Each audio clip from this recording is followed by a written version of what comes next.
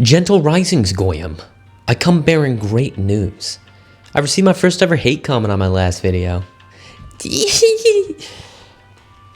So, I mean, if anything, this cements me as a real YouTuber.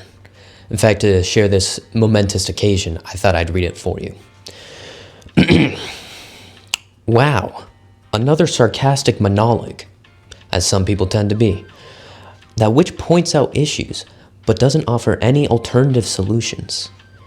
See, this is a decent critique, we'll come back to that. Or ask any real questions. Why are the boomers so greedy and out of touch? It's because of they are evil capitalist. Angry emoji. That is the conclusion I came to. That's basically this entire video. Now, judging off the various spelling, grammar, and punctuation mistakes, it's safe to assume this person's a child, which is pretty funny. Now, I don't believe they actually cared for making any real criticism or critique of my content, because this is the internet. I see this more as them not liking the observations I made, nor the conclusions I came to. Yeah, you and every other liberal in the world. I also believe that proper conversation and discourse on the internet is dead because we're all just fucking farming for clicks, likes, views, and we're all just hungry for that bullshit like every other capitalist dog is hungry for $1. Hi, Hassan. But even with my own personal beliefs about internet discourse out of the way, he was right about one thing. I've offered no alternative solutions. That's how you know he didn't watch till the end of the video. So today, I'll be asking myself some very deep and intriguing questions, and then answering my own questions, like a normal, sane person would. And to help me do that, I got a whiteboard I haven't touched or used in 2 years, and I finally found an excuse to use it. I don't know how this is gonna work. Oh, I also do want to say, like, no actual ill will intended. I don't fucking care about this guy's opinions. So don't send him hate. That'd just be retarded. Just fucking leave him be. Now anyways, first question I feel is important to ask is, Big Ishi, what's your issue with capitalism? Now, besides the fact that it always turns into imperialism, colonialism, fascism, all those other bad things, is fueled off racism, the backs of the working class, exploitation of labor, all those. I don't like how it's structured. We are going to draw a pyramid, and we are going to draw a few lines. Beautiful artistry. Now, here we have your standard business model. You got your workers at the bottom, you got your middle management right here, and then you have the CEO at the top. Now, what's my issue with that? Well, here's an idea I'd like to express. I don't believe the Enlightenment period was ever finished. Now, what do I mean by that? Sure, we got rid of the structure that allowed for kings to have absolute power and all that, but we never fully removed feudal structure systems as a whole. Sure, this may be your standard fucking corporate business ladder or whatever, but what if I just swap out the names? These are no longer workers, these are peasants. This is no longer middle management, it's lords. And this is no longer a CEO, it's a king. Now, as any democracy-loving person would say, we shouldn't have a king with absolute power. But as a lot of weird democracy-loving guys will also say is, as long as it's not a king, it's okay to be used as a fucking structure of order. Now, what alternatives would I like to see? Democracy. Just democracy. Like, it's that simple. I mean, fuck, we use it for the state, which is like the biggest system and operation of order within our lives. Why not use it for smaller things where there'd be less consequence overall? It seems like a very simple conclusion to come to, but Occam's razor, you know? The correct answer is usually the simplest one. Now, seeing how I don't like feudal structures, it's also safe to assume I don't like the system of class.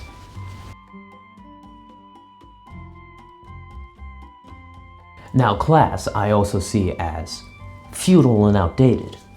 Again, you know where this is going. I'm just gonna take something we have in the modern times and apply it to medieval systems, right? So these aren't landowners, they aren't business owners, they aren't CEOs, lords, serfs, kings, all of that, and then the peasantry. It's the same thing. It's the same thing that philosophers have argued against for centuries. Why is it still here? Well, I'm very grateful I asked, which segues me into my next thing. The Communist Manifesto, which is a shitty book compared to Das Kapital. Now, as much as I'm okay with the Communist Manifesto, I find Das Kapital be a far better book in a myriad of ways. Read that instead. But within the first chapter proper of the Communist Manifesto, Marx introduces the idea of class struggle, which is the idea that since the start of history, there has always been a ruling class. Is this backward? That's backwards, that's funny. I'm keeping that in, fuck it. A ruling class and a subdued class. Now the ruling class used to be it started off as your kings, your emperors, your lords, your serfs, your landowners. And then it moved to artisan guilds, and in which now he describes as the bourgeoisie. Who's your bourgeoisie? Pretty much the same guys as the last time, except now they are CEOs and business owners, along with landowners. Less so in the divinely appointed by God way, more so in the offshoot of the mercantile class kind of way. Now, who's your subdued class? That has, again and again, always been the workers. Your average people, you know, your farmers, your factory workers, just anyone who works a real job, you know, gets their hands dirty, or even fucking types away at a desk and isn't just some greedy capitalist bastard. Now, what Marx also speaks about is that the proletariat class, the working class, must continue to sell their labor in order to survive. Now, what does he mean by that? What does he mean by sell their labor? I'll explain it for you. All right, imagine Billy here. Billy is your average dude. This is your proletariat. This is your worker. Billy works at the totally neutral and not at all evil factory. Now, why does Billy work at the totally neutral and not at all evil factory? Well, because he must go there in order to generate capital. Because under capitalism, that is his only means of securing finance. You see, Billy on his own is not entirely able to do everything needed to ensure that he can provide food, water, and shelter for both himself, his family, his community, and those he sees that need his help and he wishes to help. Billy must spend a significant chunk out of his 24-hour day in order to work here to generate this capital. He not only spends time here, but he also exerts physical labor, or energy, if you will, to secure finances for him and those he cares for. Now, you may say, oh, well, you gotta do that anyway to produce any product, which is true. But under your normal, without a fucking system way of generating a product, say farming or whatever, it operates entirely differently as the way of wage labor. Here, let me explain that.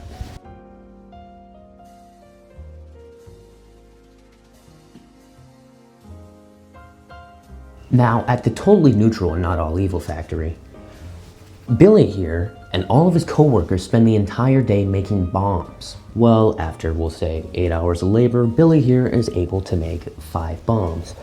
1 bomb each sells for about $2,000. 2,000 times 5, what's that? That's $10,000 that Billy here has generated.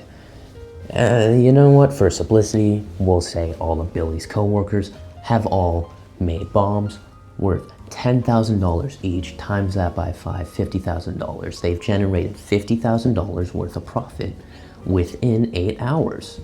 Wonderful, right? Not for Billy. See, Billy here has a boss who owns, runs, and operates the totally neutral and not at all evil factory.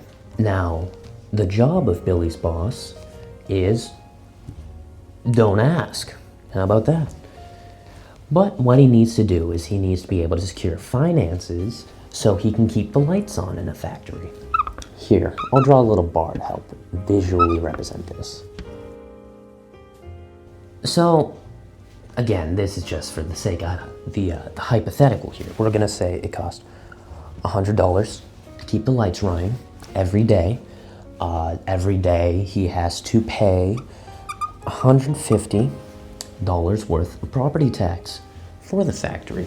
And he needs to spend, there's a big one here, $3,000 to get materials to build bombs. This is far less than one person's pay after a day of making bombs. So you think. But what Billy's boss needs to also worry about is the shareholders and his own profits. He needs to make sure that his pockets are lined with a shit ton of capital. Why? Because he just wants to, I guess. I don't know. So instead of skimming, an even amount across the board off of everyone's income, he decides to take that much for his own profit. Because it's very important that he walk away with a bunch of money and his company be marketed on the stock market as having record-breaking income, because it'll bring in way more investors. And those investors give him money that, you think he could invest in the company, so he wouldn't have to fire Jim here, making, so, they're not cutting people back. He could fucking reinvest it into the totally neutral and not at all evil company. But no, he's gonna make those cuts. He's gonna make those fucking budget cuts so he can continue to line his own pockets. It's stupid. It's so stupid when you think about it. Why do we all go along with this? Why have we Plato's caved ourselves to the point where we're okay with this? We all wear a mask. We all put on a masquerade. We put on a fucking show to conform to society for no benefit. Just because we're so scared of anything different. Whatever. Yeah, Jim's fired now. Jim's gone. Jim, I don't know, he starved to death, and his kids got taken away because he couldn't give them food or shelter because he couldn't have a job anymore. But he's got back. Bob's and Jim's now, I guess, boss. Record-breaking profit in both his pockets and the company. Fucking stock investors send him more money now.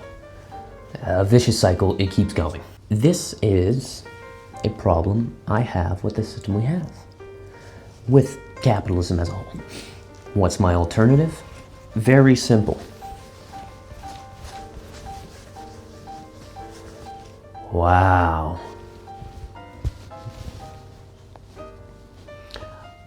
Like I said, why do we continue to have a feudal structure system when democracy has been a tried, true, and tested system for centuries now? I mean, we know it works. We know it's incredibly successful.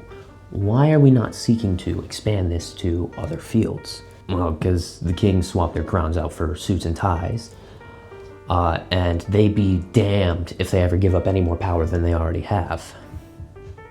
So we all gotta suffer from that. But instead of a feudal system where one man gets to decide, you get $8 every hour as compared to making your $10,000 worth of product within 8 hours. Why instead should every worker at the factory not only get to keep their income while continuing to skim the fees for needed services, taxes and such, just a little bit off of everyone? Well, since they're the ones who actually work and operate that place and ensure the product is produced, why should they not be responsible for the continued upkeep and operation of the business itself? Why are they responsible for the continued upkeep and operation of their country, but not the company? You take the same idea and you put the principles into where they're already in practice. This seems like it should have come first, but it hasn't. Now this great oversimplification. In fact, I'll probably make a whole video on unions and co-ops and how they operate later. But yeah, that's pretty much my alternative. More democracy. The system that works. Where there's feudal structures. Look at that. With one question, I've explained wage labor, surplus value, and workplace democracy. Very simple ideas to wrap your head around. I'm gonna be so for real. Wow, Ishmael, that's so cool. Well, what else does Karl Marx talk about? Oh, can you share more? Yes, I can. Thank you for asking. Well, he also talks about alienation, which I feel would be a really good one to go over. How does alienation work? Let's go back to Bob and ask him. Hey there, Bob. Nice bomb you've made. Do you feel very proud of it? No, I really don't feel proud of it. Because I'm just doing it for a wage. I don't actually feel connected to my work. You say you're just doing it for a wage and you don't actually feel connected to your work? Yeah, that's exactly what I just said. Again, complex bookload of ideas turned into just a few sentences. Let me go deeper into it.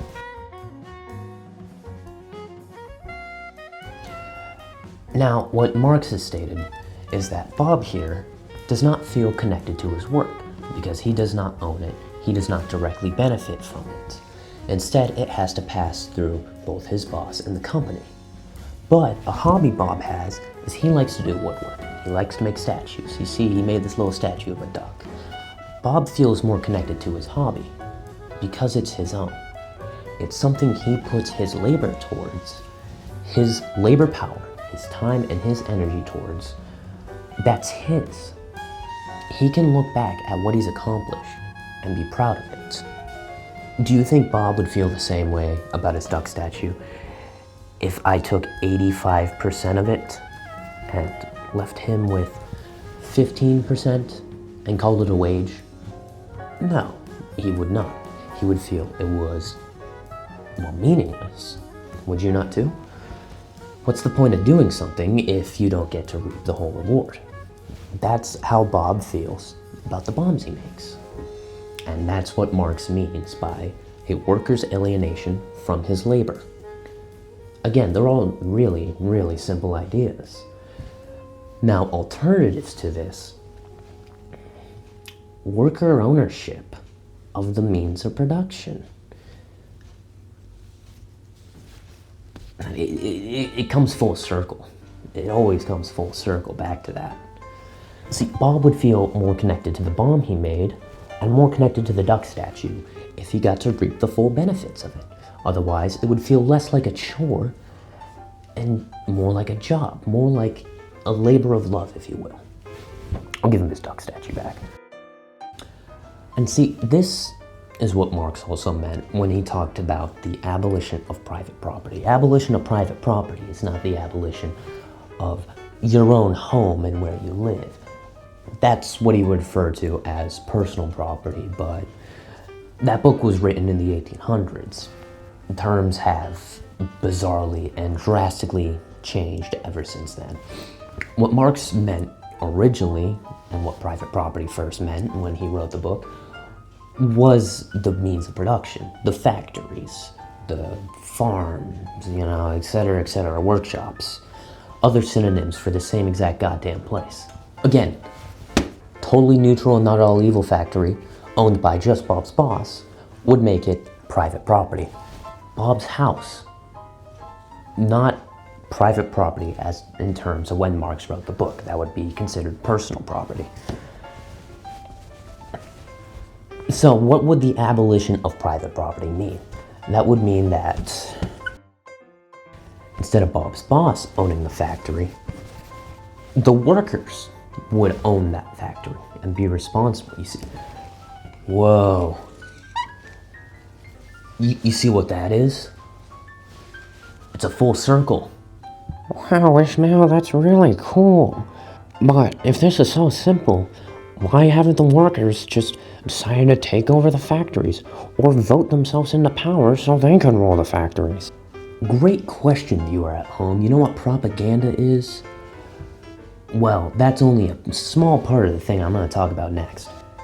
Now, before I say anything, I want to say I really like our federalist system. I think it's a good way of operating things. You're not supposed to have one branch of the government that's in full, complete control of everything. There's supposed to be checks and balances so no one can overrule anything.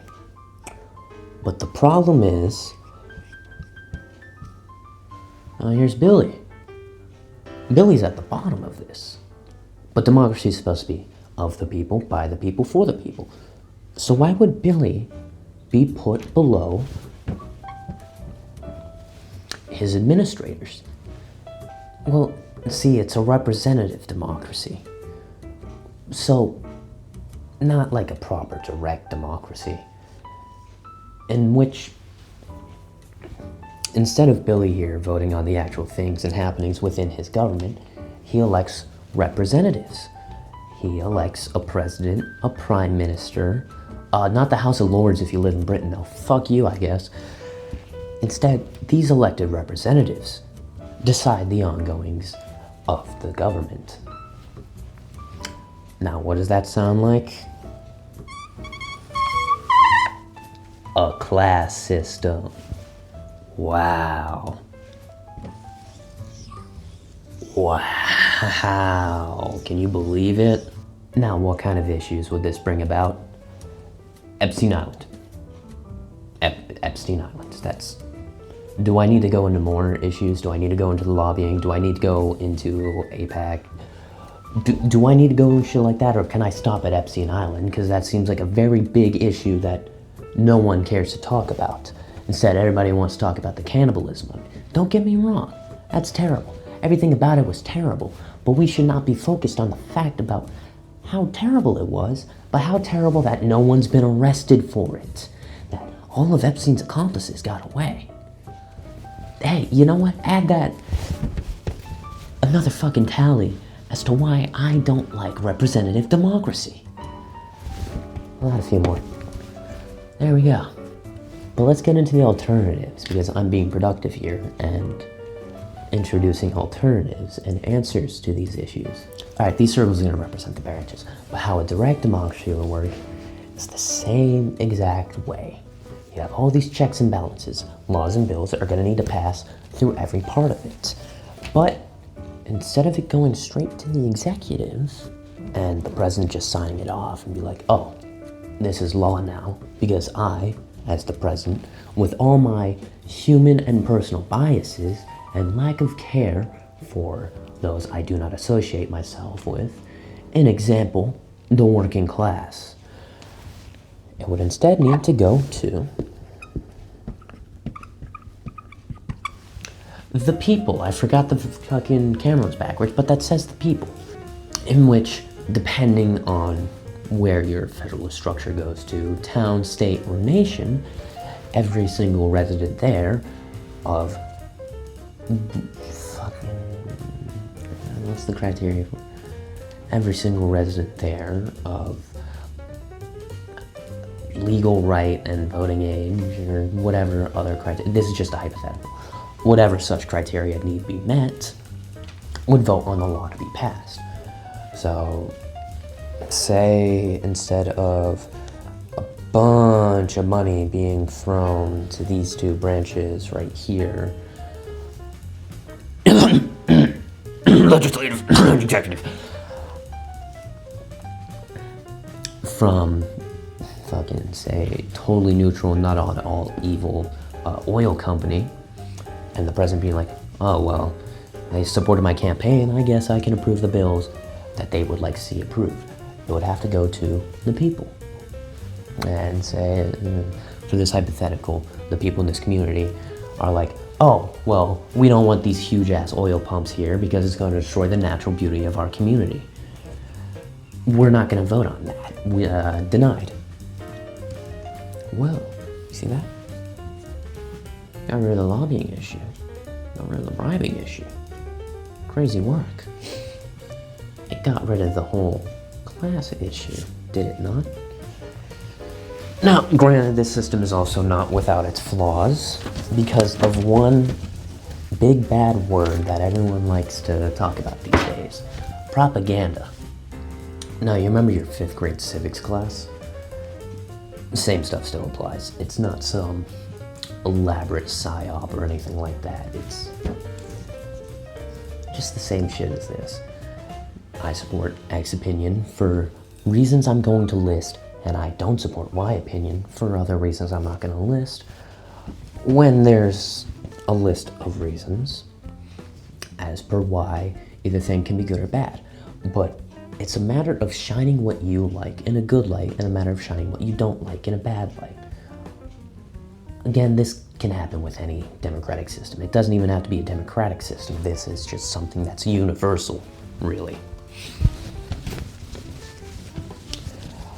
There's no stopping propaganda. I mean, there's going to be people falling for it no matter what you try. You can do your hardest. You can have people, you can, I don't know, set up classes, be like, oh, here's how you spot propaganda. Here's how you fact check stuff. You can do shit like that, you know. That's what they do with a lot of public schools. But there's no fully stopping it.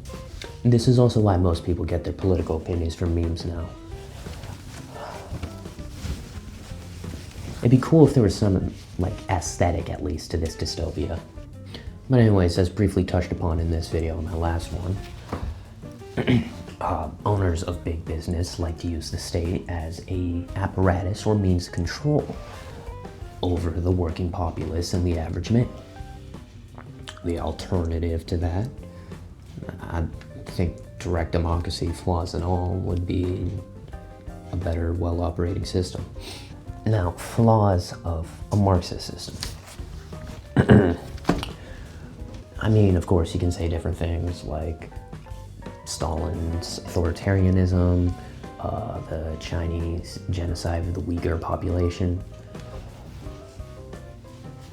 One, I'm not a Marxist-Leninist for that reason. I think a Marxist-Leninist vanguard party system falls under the same issues that a representative democracy falls under. And I'm not a big fan of the ethnic tensions in China. Yeah, I'll say those are bad things. And I mean, not to do whataboutism here, but also America was founded on the dead bodies of hundreds of millions of Native American tribes. So, yeah, neither look good in that aspect. But hear me out on this.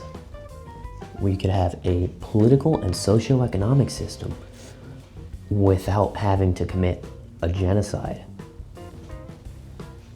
I don't know, it might be worth trying, at least once.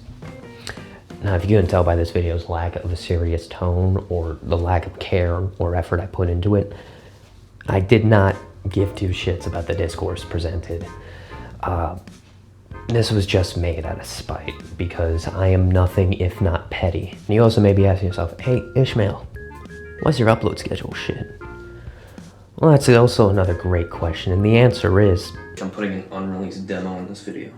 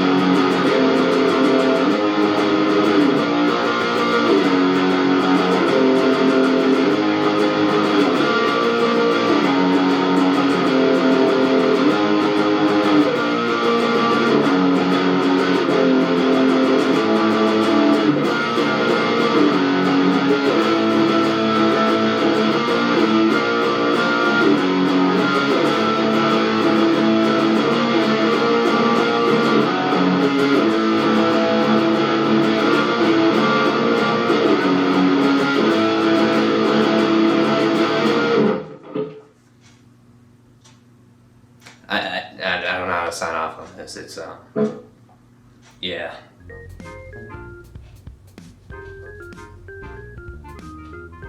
Yeah, I've been busy doing that instead. This channel's cool, I guess. It's not my main priority or passion. This is more just like a hobby to invest in. Something to keep myself busy whenever I hit like a creative block. I'm more so just working with the band, trying to put out an album that no one will listen to. But you know, I thought this would be a fun project to do, a fun little rant. And you know what, to make up for the lack of uploads, I got 2 video ideas, and I'll work on both of them for all my loyal 2 fans out there. This one's for you. Yeah, that's all. End of the video, outro, things we can do to improve our world.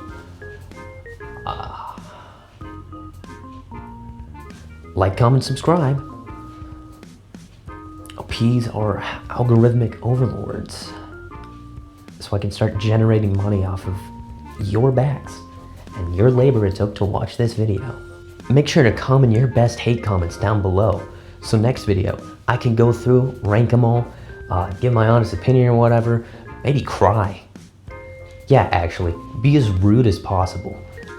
Just mock me. Just be a complete asshole about it. Just be facetious and mean.